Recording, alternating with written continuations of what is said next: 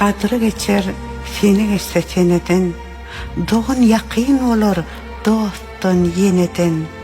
Doğanlar mirastır atı eneden, çın yürekten söyçü, doğundur doğun.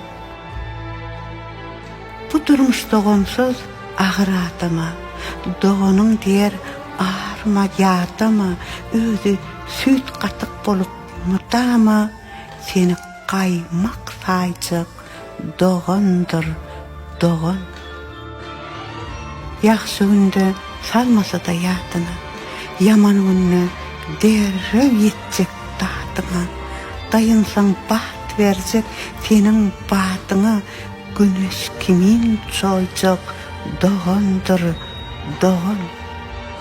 Kapkara bulutlar üstünden yaksa, kerbenlerden ağır yüklerin ağsa, birden senere tatmasan paksa, sana dire olacak, doğundur doğun.